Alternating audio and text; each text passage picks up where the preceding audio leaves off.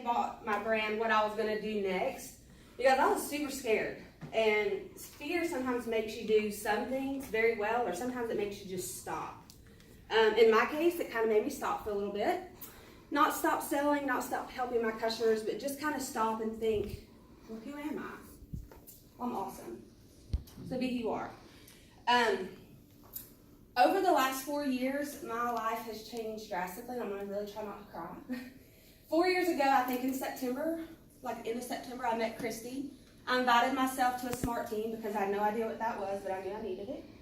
And she invited me to come to the A team. You guys, I was broke. When I say broke, my husband was riding a bicycle to work. We had one vehicle because mine just got repoed. I was out of bankruptcy for about a year and had just signed up for Medicaid and food stamps. I was miserable. But I said, okay, what am I going to do about it? I had worked for a banking industry for about 16, or at the time, I guess, 14 years, and different facts and parts of it, and gave all these people this great advice, right? Go do what you need to do, save your money, go get this loan, go do that. But I didn't follow any of that advice myself because I was young and knew everything, except for to follow my own advice. So I started listening to myself and the people that have been here for me, and I started growing my business. Well, I met a guy, his name is Chris Lombardi. I just got back from his wedding. I was the only agent invited to go, so that made me feel really good. He's the vice president of Central Payment.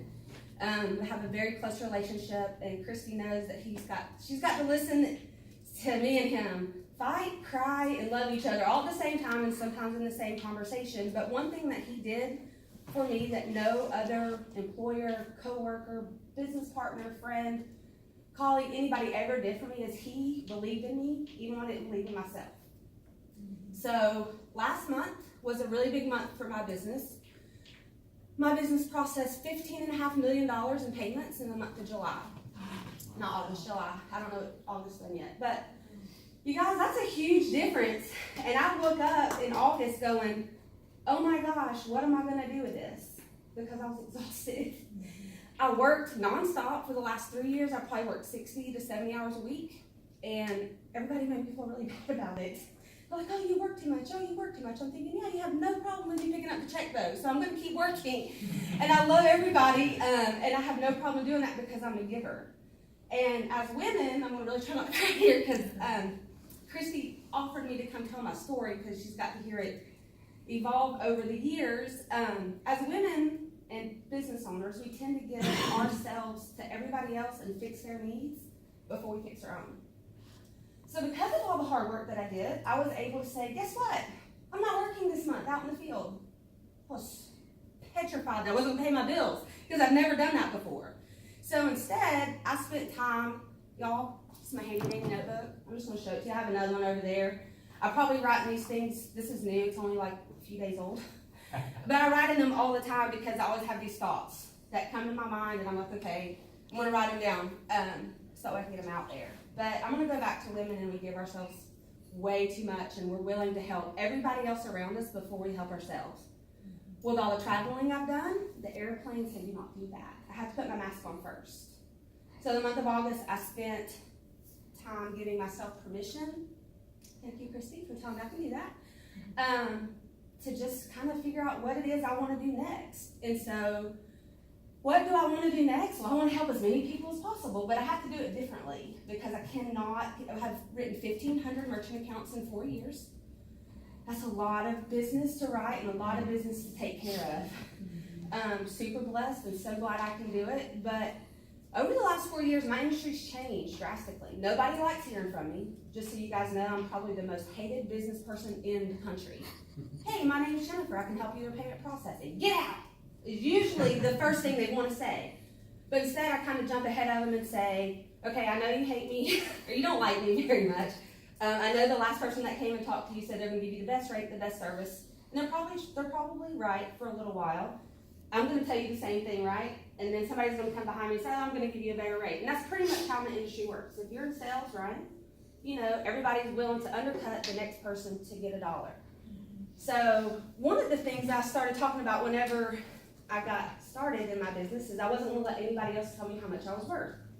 Well, guess what, guys? The last 4 years, I've let every single one of my customers tell me how much I was worth.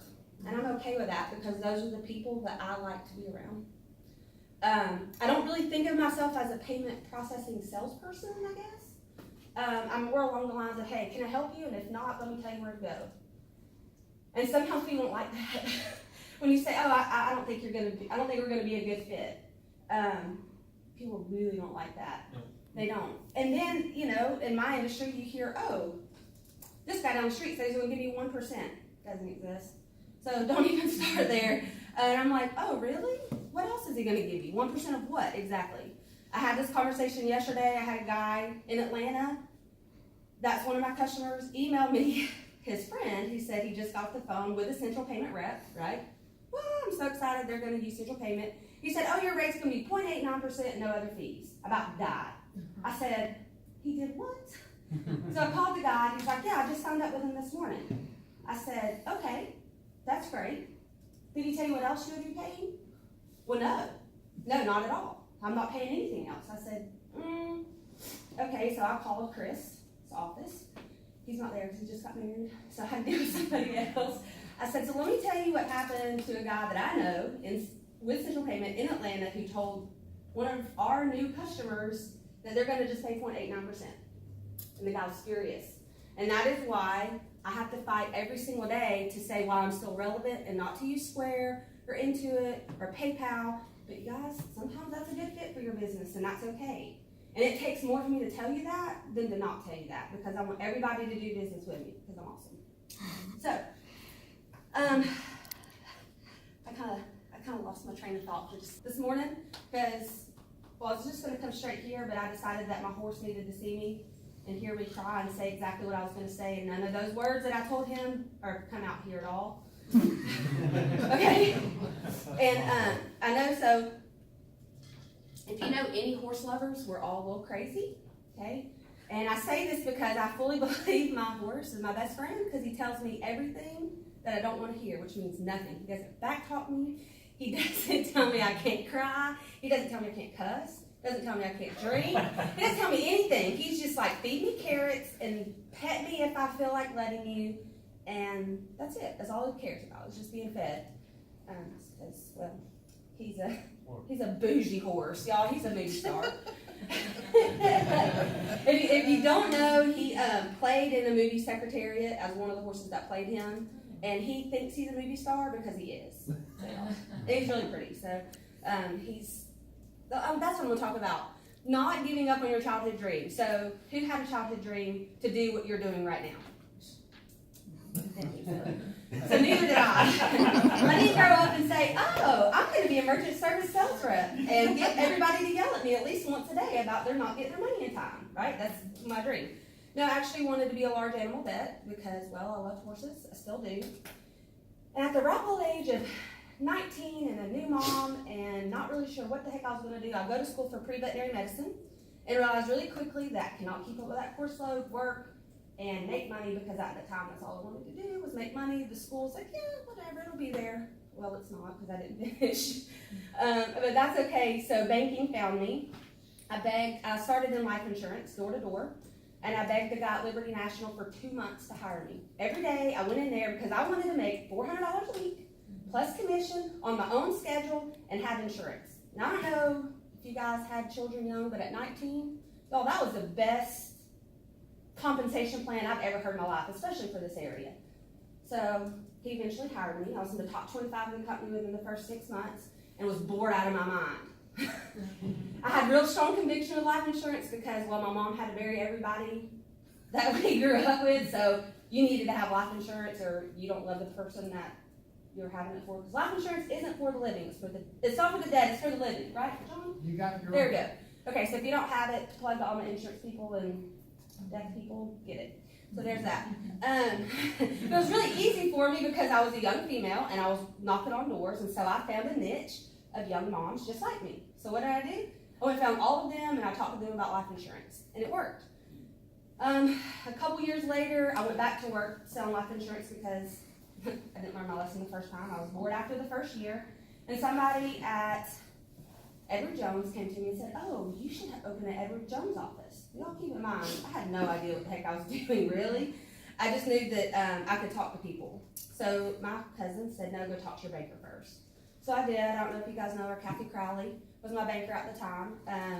So I went to AmSouth Bank. She said, you should apply for the assistant manager position. I said, cool, I have no idea what to do in banking except for how to count money, and I like it. I got the job. The girl who hired me were so much alike that she basically didn't want to hire me. She said, we're too much alike. I don't know if I can work with myself. Jeannie Saffold, if you're watching, I love you. Hey, just kidding. No, she's awesome. But I say all that to say, our life changes, and we have seasons in our life that sometimes we don't understand. I know that I'm probably in my third season, I'm going to say, of things that I don't understand. But I'm starting to feel like I know who I am. And I feel like the people in this room have helped me do that. The lady back there, who's smiling at me greatly, I guess it was about a month and a half ago, I go to her wonderful she shed office and sit on her floor and was hoping to God, in tears in my eyes, that I could just melt into the floor. Because I had no idea what I was going to do with Payment Princess. And how stupid did it sound. And, oh my God, it's me. You know, it's not Central Payment anymore. I don't have that brand. I have Jennifer. And what if nobody likes me? That was my biggest fear. Still is my biggest fear. I'm not going to cry because I don't cry. I'm a big girl. They say you can cry for 5 minutes and then you got to be a gangster. That's pretty much my motto. So I feel like women, business owners, men too, I know you guys are like, oh, women rule the world right now, so just get over it. But the biggest thing I'm going to say is know who you are, and if you don't know who you are, that's okay. You may not know who you are today, but tomorrow's a new day. So that's what I have. And I have lots of goodies to give away. So, does anyone have any questions for me? Because I'm super out of breath.